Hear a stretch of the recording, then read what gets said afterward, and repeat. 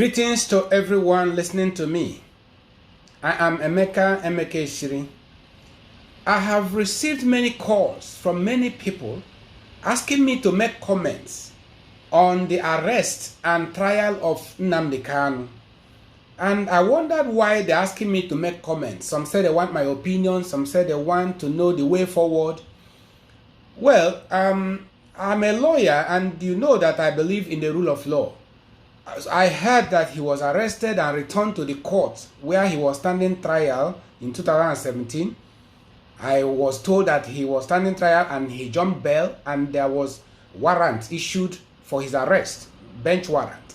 And now it appears that the warrant has been executed and he has now been arrested and returned to the court. If that's the case, and you want me to make a comment, what do you want me to say? I'm a lawyer. What I will say is that let justice prevail. Let the law take its course. Now, I told you some time ago when I was making a broadcast that this race, this project is like a teamwork. In fact, it's a teamwork. Every person plays his role. Nnamdi came from Masob and joined us when we started this movement. I created the movement of indigenous people of Biafra under the elders. So when he joined us, we believed that he had talent for broadcasting. And so we put him in the media department. And so that he could use the media to promote the work. He actually did. Initially, he did very well promoting the work, but along the line, we didn't know he had ulterior motive. Along the line, he now used the radio and made an announcement, just like army takeover when they planned a coup. He now announced that our elders are saboteurs, are traitors, and he had dissolved the Council of Elders of Indigenous People of Biafra. He is now the leader. And a lot of things happened.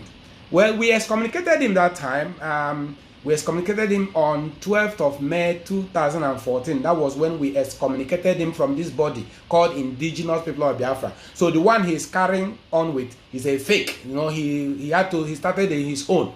While we were still in court, he created his own faction.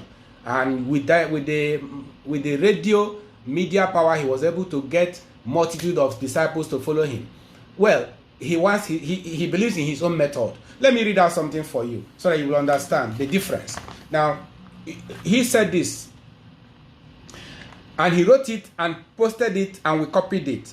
He said, every calamity that has ever befallen the Biafran people in the expired Lugard contraption flourishing named Nigeria, Nigeria, were perpetrated by those Igbos born outside Biafra land of dubious and questionable parentage. The list is endless, right from Dr. Azikiwe to the fool called Okpa Biaseka, who I'm certain is in hell. Henceforth, and in keeping with our oath, all saboteurs will be caught and executed. There will be no mercy, no pardon, no forgiveness. All traitors must die, and so too their families.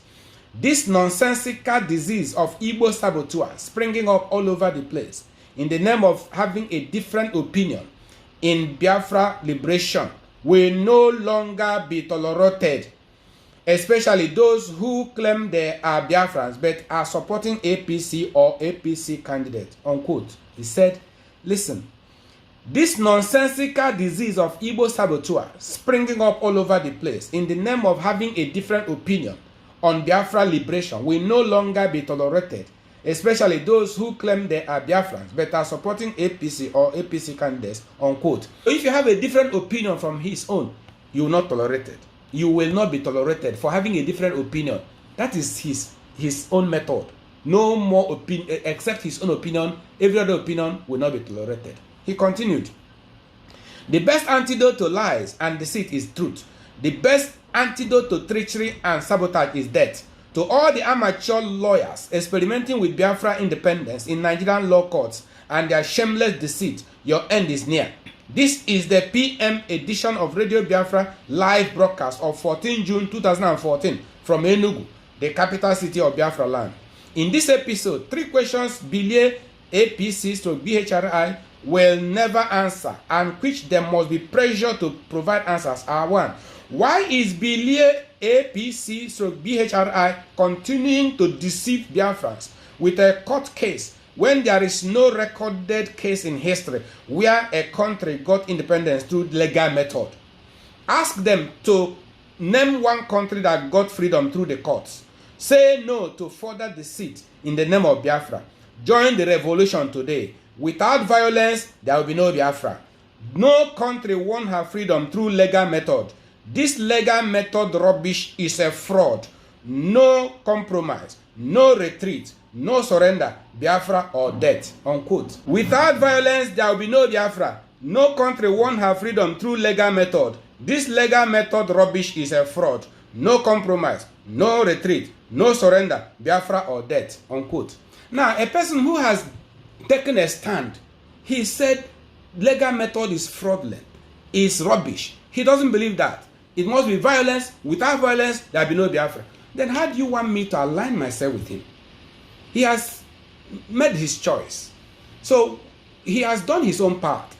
He has created awareness, and we give him credit for the awareness he has created. Yes, but there must be procedure. There must be acceptable way of doing things. I know that some of you believe in the doctrine of the end justifies the means. Yes, some of you believe that doctrine, the philosophy that said the end justifies the means. But I believe that doctrine is of the devil. That doctrine is demonic. It's a demonic philosophy. The end justifies the means. That is why people can do anything to achieve their goal. They can kill, they can maim, they can defraud, they can do anything provided they achieve their goal. And they say the end justifies the means. It's demonic doctrine, and I don't believe in it. I believe that there must be a due process, an acceptable procedure to achieve things, to do things. The Bible supports that. We practice law. We also know that. That's why we have the rules of court. There must be procedure, acceptable procedure to do things. Now, let me take you to the scriptures. In 1 Corinthians chapter 9, 24 to 27. And also 2 Timothy chapter 2, verse 5.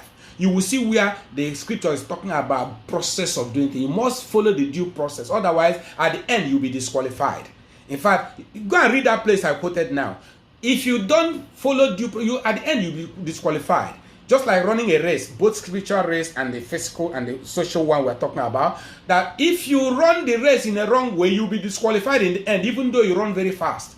That's what Apostle Paul is talking about in that place. When you go, you read it. That a person that strives for masteries will not be crowned unless you strive lawfully. A person running a race, even if you run very fast to the end, you are the first. But because you breached the rule, you violated the rule, we want to run on your mark, set, go. And you started running. Instead of running properly, you put obstacle in the way of this man. Put obstacle here, knock this one down, knock this one. And you now run fast and get to the finishing line first. You'll be disqualified because you have run contrary to the rules. So there must be proper way of doing things. Paul said in the spiritual sense that he will discipline himself in running the race, so not after he has run the race, after he has preached to others, at the end he himself will be a castaway. So you can do the thing, do wonderful work, but at the end you will be disqualified because you didn't do it well. So it is proper there must be a proper way of doing things, acceptable way of doing things. Don't just say anything goes. Because of this mindset, many things have gone wrong in the Biafran struggle. I was in the meeting where one man of God, quote, man of God, said that we must get Biafra. We must, if God does not give us Biafra, we will go to Satan and get it. And when we get it from Satan, we'll go to church and give thanks to God. Just imagine. I laughed at him and said, oh, you think that if Satan gives you something, he will allow you to go and thank God? Listen, if Satan gives you something, he will make sure you don't have the mouth to thank God. In any case, if you're asking something from God and God doesn't give it to you, that means it's not the will of God. Then why are you going to Satan to get it? Anyway, in the project we have at hand, that is the Biafran project, it's a project of freedom. It's a freedom project. Now, it is of God because freedom is of the Lord and we shall be free. And it's only God who can set us free, not the devil. People have done so many things in the name of Biafra. I was told of people who have buried Biafran virgins alive. 7 Biafran virgins buried alive in order to get power to get Biafra. Youths sacrificed to get Biafra. Blood of Biafran youth sacrificed to get Biafra. I have had so many things.